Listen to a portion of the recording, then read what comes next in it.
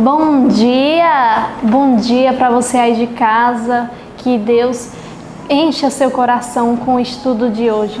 Bom dia, professora. Bom dia, Ju. Tudo bem? Bom dia, família. Bom dia para você que está em casa também. Seja bem-vindo a mais esse encontro especial. Aqui você vai adorar ao Senhor louvando, orando e principalmente aprendendo lições preciosas da palavra de Deus. Vamos começar então falando com Deus? Vamos nos ajoelhar. Quero convidar você também para se ajoelhar aí junto com a gente. E vamos orar. Querido Jesus, muito obrigado, Senhor, por mais um dia que o Senhor nos concede com vida.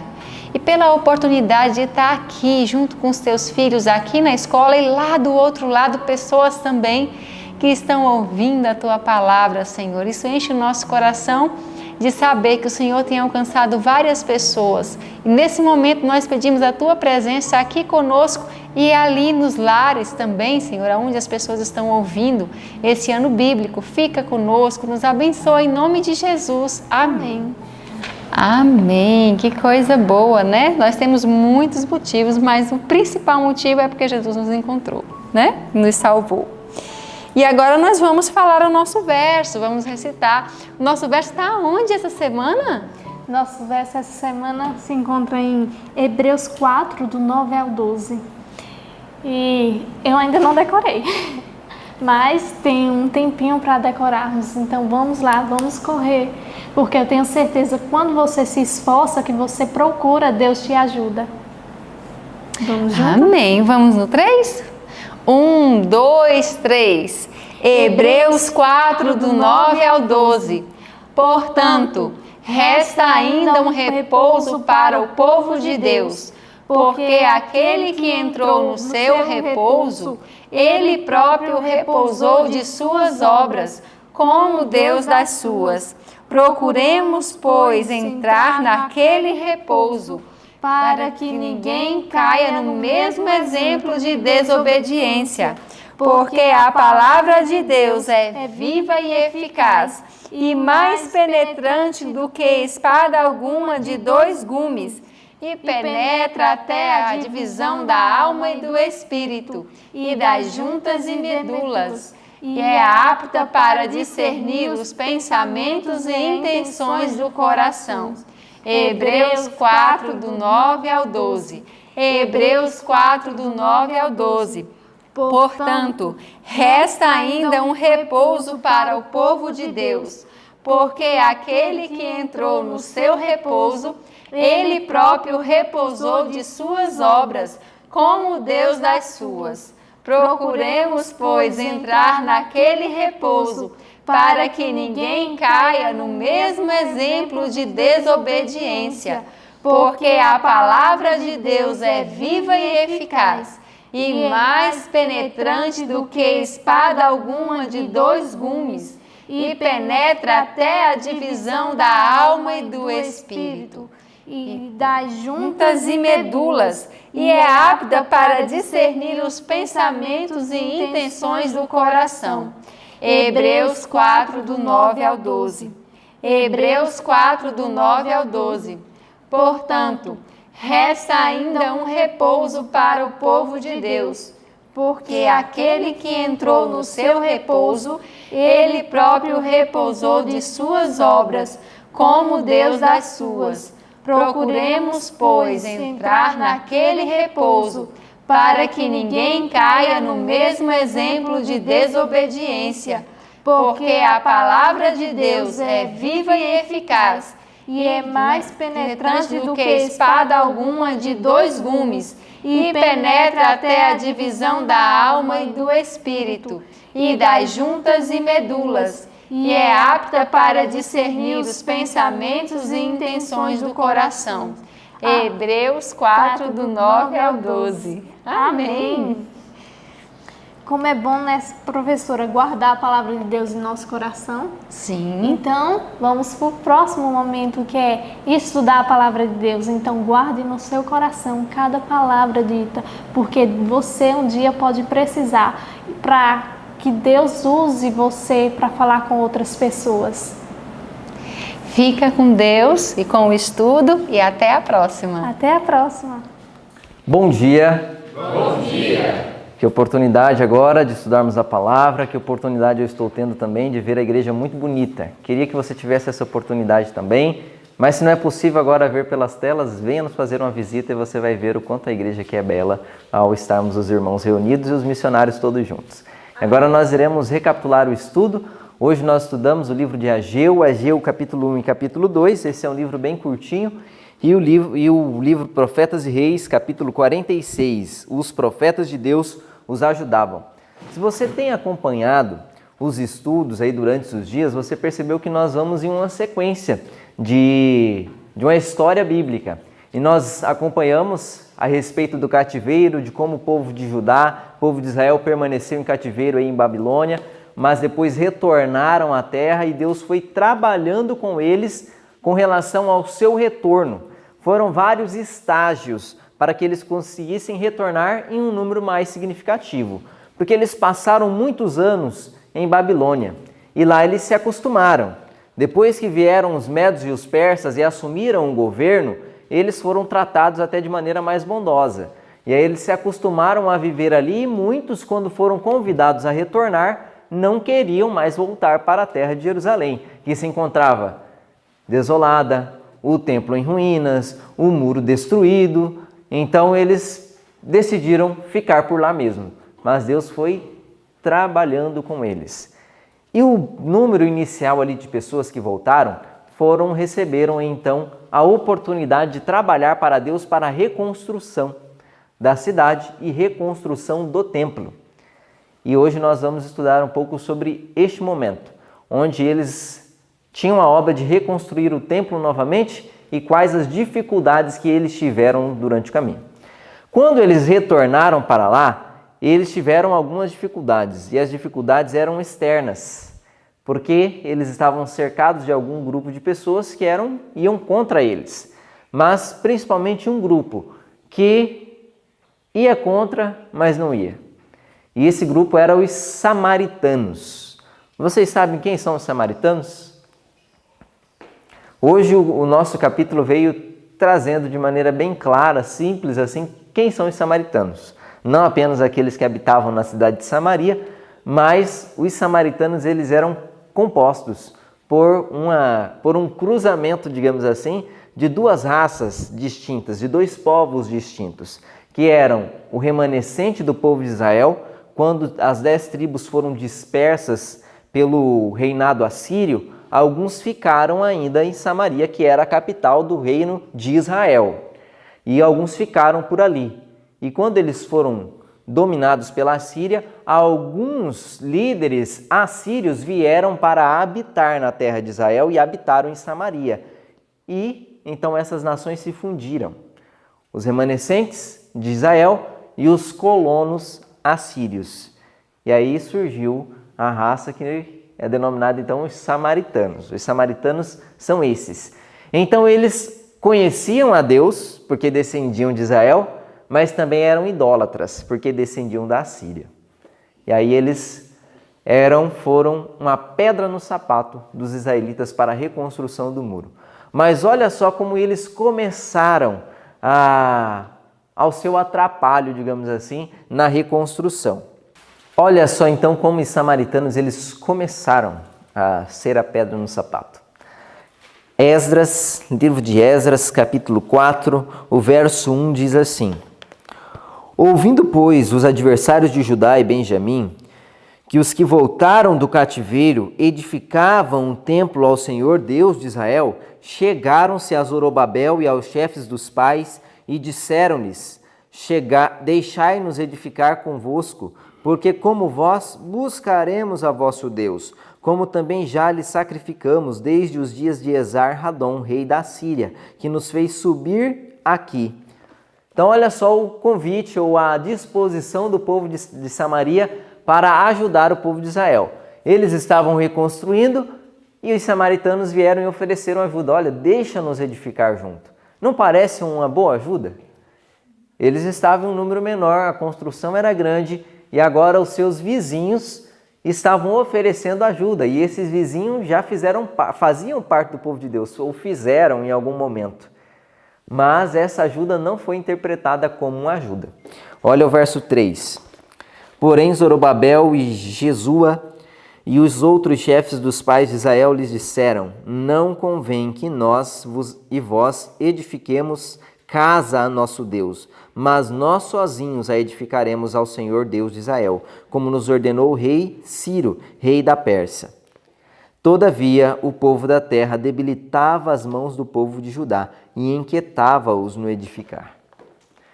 Então, Zorobabel rejeita a ajuda, fala: não, convém que só nós edifiquemos. Sinto muito, muito obrigado pela ajuda, mas nós vamos edificar sozinhos.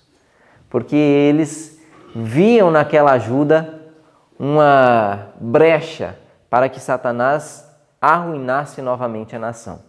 Eles tinham sido levados em cativeiro justamente por causa de algo. Quem de vocês lembram qual foi o motivo que eles foram levados em cativeiro? Ou onde começou aí essa queda? Pela idolatria. E a idolatria se deu pelo quê?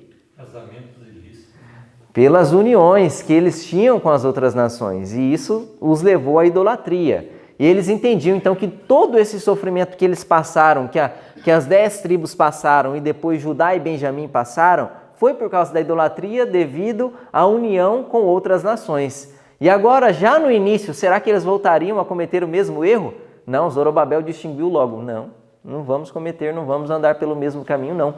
E isso pode ser uma brecha e muito sutil, porque vocês dizem que adoram a Deus, mas também são idólatras, adoram outros deuses, aí vai ser uma armadilha mais sutil. Então Zorobabel rejeitou por completo: não vão ajudar, não vão nos ajudar a edificar o templo. E com isso os samaritanos se tornaram então seus inimigos, adversários. Estavam próximos a eles e por essa recusa à ajuda, eles começaram então a atormentar, a atrapalhar, a ponto de eles chegarem ao momento a ter contato com o rei dos Médios e os persas, que estava dominando toda a região, para falar: olha, aquele povo está edificando ali e houve um rei atrás que tinha proibido a reconstrução daquilo dali. E aí lá vai ele, manda parar ali a reconstrução do templo, até que momentos mais tarde, através de um pedido aí dos líderes de Judá, ele revisa todos os decretos que os médios e os persas tinham dado e vê que não, que na verdade Ciro tinha dado um decreto para reconstrução. E a partir dali ele passa a auxiliar o povo de Judá na reconstrução. Mas essas foram as dificuldades que eles encontraram logo de início ao irem para lá. E nós vemos no capítulo de hoje que o Ellen White veio nos aconselhando a nós tomarmos cuidado quanto às coisas que nos impedem ou nos atrapalham na execução da obra de Deus. Ela vem falando que os nossos piores inimigos não são aqueles que professamente são nossos inimigos, mas são aqueles que têm capacidade de nos desviar de Deus, mesmo nos tratando bem, mesmo estando ao nosso lado. Esses são os piores inimigos. Observa aí na sua vida, quais são os teus piores inimigos? O que você tem, quais são as pessoas ou as coisas que te oferecem alguma coisa que às vezes pode parecer agradável a você, mas de maneira devagar, mas constante, vai te afastando de Deus. Pensa aí, esse é o teu pior inimigo. Se você não tirar ele, com certeza vai ser sua ruína. Se nós não tirarmos tudo aquilo que nos afasta de Deus, por pouco que seja, nós corremos um risco muito grande de nos afastarmos completamente de Deus. Imagine se pouco a pouco o nosso coração vai se distanciando do Senhor. Vai chegar um momento onde nós nos encontraremos muito afastados, muito longe deles. E esse inimigo nós temos que temer. Com isso, nós temos que ficar de vigia, de guarda, para que isso não aconteça conosco. E olha só o que veio trazendo o parágrafo do livro, falando a respeito de como nós temos que estar de vigia quanto ao cuidado de obedecermos a Deus e andarmos com Ele constantemente. Encontrem aí no livro de vocês, Profetas e Reis, capítulo 46, o parágrafo que começa: não são os inimigos francos e confessos da causa de Deus, os de mais temer. E aí, indo para o final desse parágrafo, ou na metade dele, vai dizer assim: e especialmente hoje, enquanto a história da terra caminha para o fim. Então esse cuidado é para quando especialmente? Para hoje, para agora, para mim e para a sua vida. O Senhor requer de seus filhos uma vigilância que não conheça abrandamento. Deus requer de mim e de você que nós sejamos vigilantes, e a nossa vigilância não pode ir abrandando com o passar do tempo. Nós não podemos nos cansar de vigiar, mas temos que nos esforçar para continuar vigiando e vigiando cada vez mais. Mas embora o conflito seja incessante, ninguém é deixado lutar sozinho. Anjos ajudam e protegem os que andam humildemente diante de Deus. O Senhor jamais trai aquele quem nele confia. Quando seus filhos dele se aproximam em busca de proteção contra o mal, em piedade e amor, ele levanta para ele um estandarte contra o inimigo. Não lhes toque, ele diz, pois são meus. Tenho-os gravado nas palmas de minhas mãos. Sempre que você vigia, Deus cuida de você. E aí você não tem que temer, porque Ele levanta um estandarte, uma barreira contra os inimigos teus e ainda dá uma ordem. Não toque nesse. Esse me pertence. Esse está gravado nas palmas de minhas mãos. E aí nós ficamos protegidos diante do Senhor. Então nós não podemos baixar a guarda. E mesmo que os conflitos aumentem, as dificuldades aumentem, nós temos a certeza, nós não lutamos sozinhos. Anjos poderosos estão ao nosso redor e, ao comando de Deus, nos ajudarão mesmo em face dos maiores inimigos que vierem até nós. Que Deus possa nos fortalecer contra isso. E houve um momento em que o povo de Judá ali, eles foram fraquejando em seus esforços para continuarem a obra. Deus tinha confiado naquele momento específico da vida deles, de restauração do templo, uma obra muito especial, que era a reconstrução do templo. Mas devido a todas essas dificuldades, os esforços deles foram diminuindo, porque eles viam adversidades, eles prosseguiam em meio a tanta opressão, e aí eles foram diminuindo, até quando chegou o momento onde o rei dos Medos e dos Persas impede que eles continuem a obra. Aí eles param totalmente e eles passam um grande período não mais construindo a obra do Senhor. Mas alguns continuaram fiéis, os líderes continuavam ali em meio à oposição, mesmo quebrando o decreto do rei, construindo ainda. E chegaram a algum momento, vocês conhecem a história, de que os construtores construíam com a ferramenta de trabalho na mão e na outra uma espada, porque eles não poderiam arrefecer em seus esforços. Mas a maioria deles foram diminuindo ali os seus esforços, até que chega um momento onde Deus tem que apelar para eles, para que eles despertem. E nesse contexto, entra o livro de Ageu.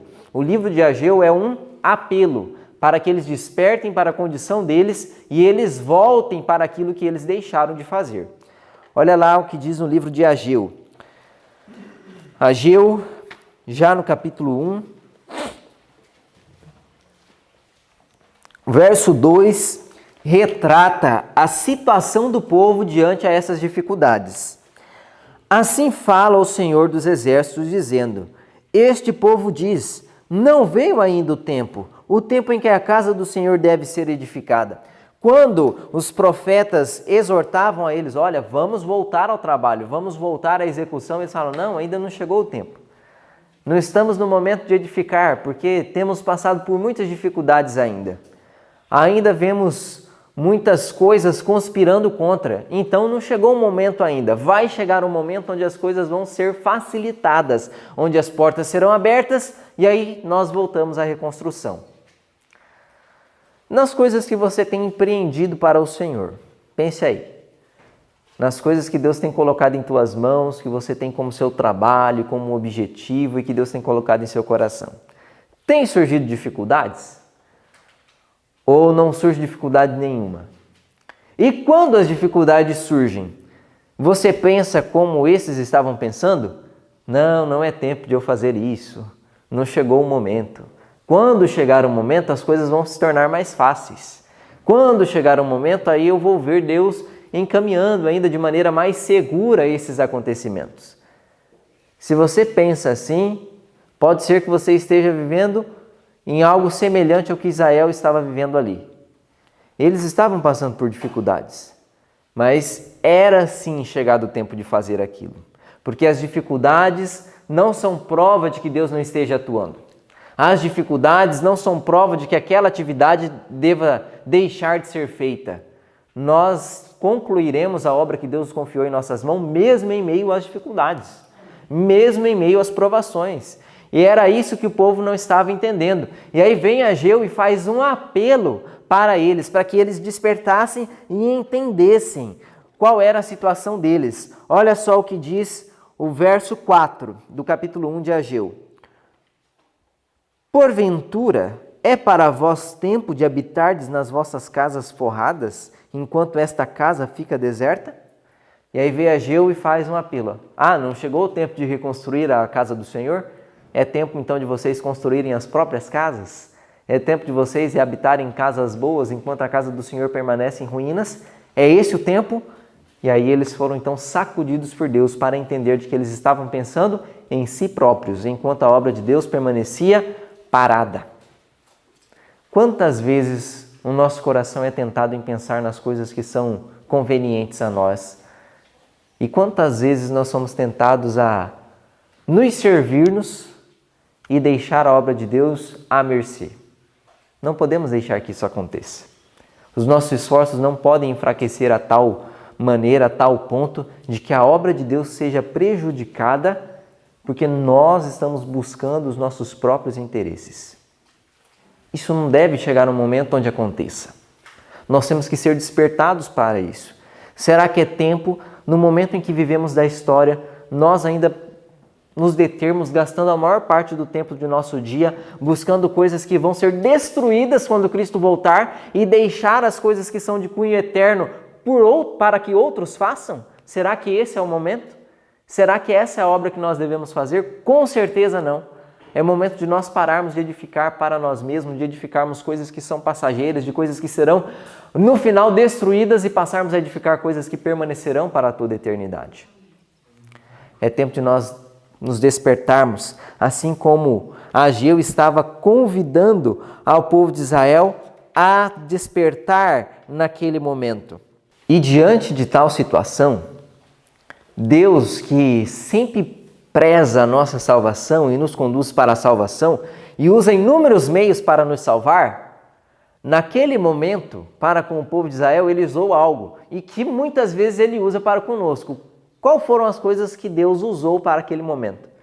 Ele usou dificuldades, provações. Ele fechou as janelas de bênçãos e de suprimento que vinha dele para o povo. Ele deixou o povo vivendo em muita dificuldade para que eles despertassem de que eles estavam andando pelo caminho errado. E quando isso acontece em nossa vida, nós também temos que nos despertar. Quando as bênçãos do céu são retidas, é o momento de nós nos ajoelharmos diante de Deus e perguntarmos: Senhor, o que está acontecendo? Senhor, tem algo de errado comigo, algo de errado que eu estou fazendo, algo de errado em meu coração, para que as tuas bênçãos não me assistam? Senhor, o que está acontecendo? Todo momento de adversidade é uma oportunidade de buscar a Deus, não somente para entender aquela situação, mas para buscar de Deus socorro. Deus sempre nos socorre, seja nos mandando coisas, ou seja, confortando o nosso coração para que a gente possa estar pronto para passar pelas dificuldades, sem desanimar em nossos esforços para que a obra dele prossiga. Então eles chegaram a um momento de que eles trabalhavam para si, mas Deus reteve as bênçãos dos céus. E olha só qual era a situação que eles viviam. Verso 6 do capítulo 1 ainda. Semeais muito e recolheis pouco. Comeis, porém não vos fartais. Bebeis, porém não vos saciais. Vestivos, porém ninguém se aquece. E o que recebe salário, recebe-o num saco furado. Essa era a situação do povo. O povo estava iludido, trabalhando com seus próprios interesses, achando de que por passar por dificuldades, se agora eles deixassem de trabalhar para receber aquilo, aí que eles iam passar. Então eles estavam trabalhando e vendo que ainda não estava sendo suficiente. E isso estava levando eles a fazer o quê? A trabalhar mais, a buscar mais ainda os seus próprios interesses. Será que você tem agido assim? Você trabalha e vê que todo o seu esforço não está dando conta.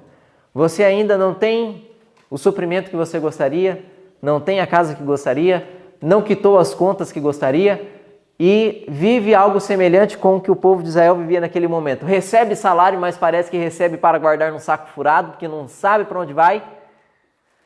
Muitas vezes é Deus permitindo para que a gente desperte. Olha, a sua segurança não está em trabalhar mais, não está em buscar mais seus próprios interesses.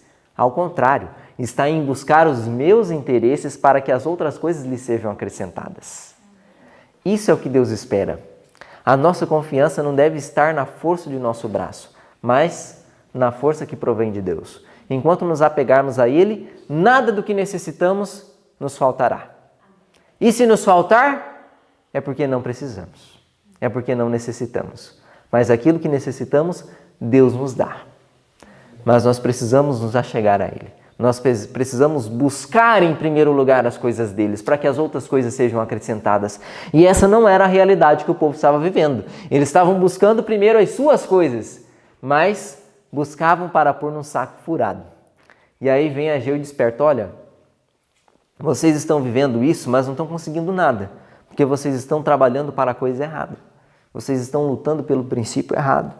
E aí Deus vai despertando o povo. E eles são despertos, então, a voltar para aquilo que realmente importa. Trabalhar para Deus. E deixar as coisas que são de cunho individual e muitas vezes egoístas de lado. E se unir a Deus na execução da obra tão importante. Aquele momento era muito importante a reconstrução do templo. E no momento em que vivemos hoje, é muito importante também a obra que Deus confiou em nossas mãos. Um momento final, o limiar da história dessa terra. Se nós fraquejarmos, a obra não vai parar. Mas a sua vida corre um grande perigo. A sua vida corre um grande risco. A nossa segurança está em prosseguirmos naquilo que Deus nos chamou. Se desviarmos do chamado de Deus, como diz o livro Patriarcas e Profetas, ninguém que deixa aquilo que Deus o chamou sem risco de sua própria salvação. Não podemos nos desviar sem correr esse risco. Que Deus nos ajude a permanecermos sempre constantes naquilo que Deus nos confiou. Para terminarmos o estudo de hoje, Deus não deu apenas uma mensagem a Ageu, mas também a Zacarias, que era contemporâneo, para animar o povo. E essa mensagem, o capítulo de hoje veio trazendo de que é uma mensagem para nós também. E além dessa mensagem que Ageu tinha dado para despertar, ele deu uma mensagem de incentivo. E essa mensagem também é para nós, uma mensagem que foi dada a Zorobabel, que era o governante ali de Judá. Olha só o que diz o verso 4 do capítulo 2 de Ageu. Ora, pois, esforça-te, Zorobabel, diz o Senhor, e esforça-te, Josué, filho de Josadaque, sumo sacerdote, e esforça-te todo o povo da terra, diz o Senhor, e trabalhai, porque eu sou convosco, diz o Senhor dos Exércitos. Então a mensagem para eles era: esforcem-se, voltem ao trabalho. E aqui houve um parágrafo que veio trabalhando a respeito disso, desse esforço que temos que ter, e que esse esforço, essa mensagem é para nós também, assim como foi para eles. Olha só o que diz o parágrafo: a seus filhos hoje, procurem aí, achem esse parágrafo. Livro Profetas e Reis, capítulo 46. A seus filhos hoje, o Senhor declara: esforçai-vos e trabalhai, porque eu sou convosco. Os cristãos sempre tiveram no Senhor um forte ajudador. Podemos não conhecer a maneira como o Senhor ajuda, mas de uma coisa nós sabemos: Ele jamais falta aos que nele põem sua confiança. Se os cristãos soubessem quantas vezes o Senhor tem ordenado o seu caminho, a fim de que o propósito do inimigo com respeito a eles não se realizasse, não andariam tropeçando e queixando-se. Sua fé estaria firme em Deus e nenhuma provação teria poder para movê-los. Eles o reconheceriam como sua sabedoria e eficiência, e ele poderia promover aquilo que deseja operar por meio deles. E a mensagem para nós é: esforcem-se, para que vocês cumpram a obra que foi colocada nas mãos de vocês. E tenham certeza de que Deus nos guia por caminhos muitas vezes difíceis, mas para nos livrar dos ataques do inimigo. Muitas vezes Deus nos tira de um caminho que talvez poderia ser mais fácil, mas para andarmos num caminho mais seguro. Nem sempre os caminhos mais fáceis são os caminhos mais seguros, mas sempre que nós andarmos nos caminhos que Deus indicar, por mais que passemos por dificuldades, esse ainda será o caminho seguro. Esse ainda será o caminho melhor para nós trilharmos. E a mensagem para nós era: se esforcem. Se esforcem naquilo que Deus colocou na mão de vocês. Mesmo diante de dificuldades, empenhem toda a força para realizar a obra e concluir a obra que Deus colocou nas mãos de vocês. Que eu possa também cumprir isso, que você de casa também possa cumprir isso. Se esforçar para executar aquilo que Deus confiou em suas mãos. E tenha certeza de que Deus sempre te guiará pelo melhor caminho. E esteja pronto para seguir um mestre aonde ele mandar. Que Deus nos fortaleça, que Deus nos ajude a não fraquejarmos, a não deixarmos de vigiar, mas mantermos a vigilância constante. E que Deus nos fortaleça então para vivermos uma vida de fidelidade a Ele. Que o Senhor te abençoe neste dia. Vamos orar pedindo a proteção de Deus e a sua força? Senhor nosso Deus, louvamos o Teu nome pela oportunidade de trabalharmos para Ti. Fortaleça nossas mãos, Pai. Que o Senhor nos ajude a mantermos sempre o foco correto, a não trabalharmos para as nossas próprias coisas, mas trabalharmos para a Tua obra, que ela seja prioridade em nossa vida e que nem mesmo o cuidado para com as nossas necessidades possa ocupar o nosso coração, porque o Senhor diz que quem cuida disso é o Senhor e não somos nós. Que o Senhor nos dê a sua presença, que o Senhor abençoe nesse dia, que o Senhor fortaleça-nos os nossos propósitos de servir a Ti. Em nome de Jesus. Amém. Então que Deus te abençoe, que você seja revestido de força nesse dia.